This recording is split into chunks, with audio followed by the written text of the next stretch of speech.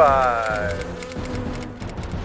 Well, here's a story that will be reported once and then shoved down the rabbit hole. The case of the radical ZIZIAN vegan trans cult and the shooting death of a Border Patrol agent. Let's see how California reports on something like this. We also have Bay Area news and a developing story. A Vallejo murder suspect could be connected to other killings that happen around the country because authorities have discovered that he applied for a marriage license with a woman accused of murder in Vermont. Maximilian Snyder is accused of stabbing and killing a person in Vallejo last Friday, and that victim was a witness to a crime. Police believe that that witness was intentionally killed so they couldn't testify in court against a woman. There is a woman connected to Snyder. Her name is Teresa Youngblood, and she is charged in the shooting death of a Border Patrol agent in Vermont. So police are continuing to see what kind of connection there is between these two people. We've reached out to the FBI. We don't have a comment, but we have many more details about this very complicated, connected case between the two. If you go to cron4.com, you can read all about it. Complicated is a good word. However, what they fail to realize is that when you reinforce this type of complication onto young children, telling them they can be whatever they want to be, even if they want to be the opposite sex, it complicates it so much, affects their mental stability. Let's take a look at how crazy it can get. Transgender boys who might not have their own money to go buy tampons, if they're provided free in the bathroom, it's a huge plus. Men do not menstruate. Only women menstruate. Now, you can call yourself whatever you want. Cis men don't menstruate, but trans men do menstruate. No, Same they as don't. non-binary people. Only women. Menstruating is not exclusive to Yes, it cis is. women. No, it's not. Yes, it is. So explain to me as to why my body menstruated at If some your point chromosomes are XX and you're young, you menstruate. If you're XY, you don't. Correct, but what about trans men and non-binary? They're We're not men. excluding a whole group of people They're women that dressed menstruate. as men. You are not a man. You can pretend to be a man, and that's okay. That's perfectly fine. Live your life. Tell me what a man is. Well, what's a man to you? You define a man for me. You have chromosomes that are X and Y. That's what a man is. So why are we just looking at the science of this as an example? Science. When we've learned sex and gender identity are they're completely different things. They're not completely different. They are things. completely different. Completely different words.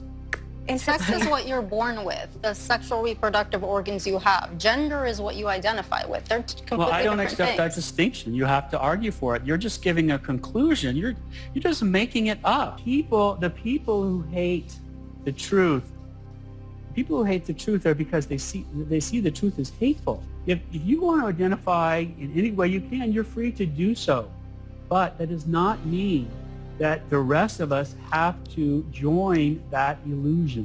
You disagree, I disagree with you, and so you call it hate. But there's no hate in my heart at all. So that's You wrong. are being hateful when you tell somebody that identifies as a man that they're not a man. That's not hateful. That's a fact.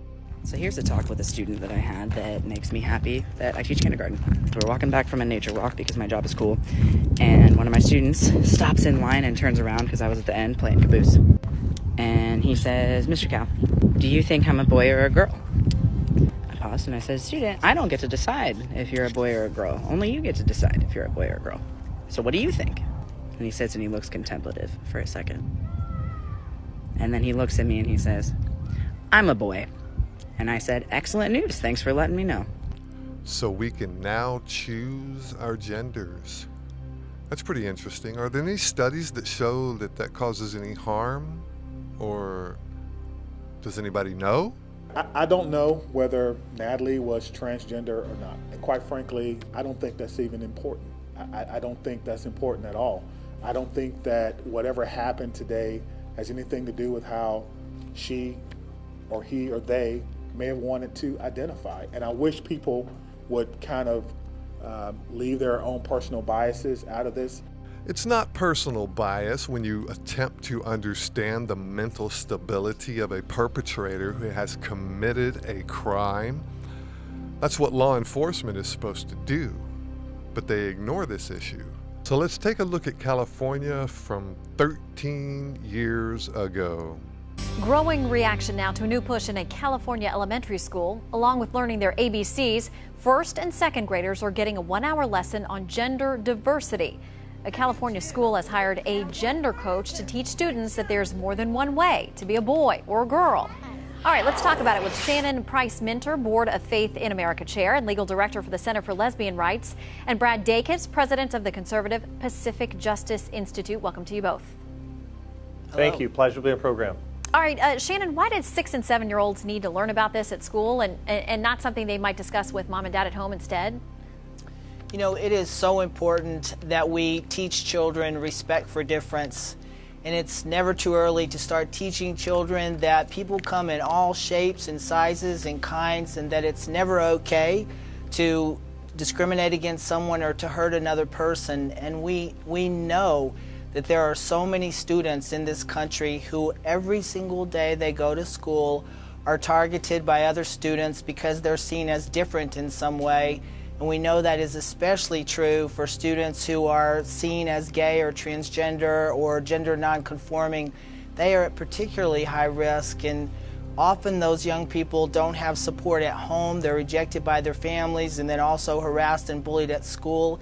Many of them are driven to take their own lives or to attempt to take their own lives. So how could we not as a society want to step up and address that just excruciating, poignant harm that's happening to these young people? Maybe reinforcing confusion is not the way to go. Welcome to 2025.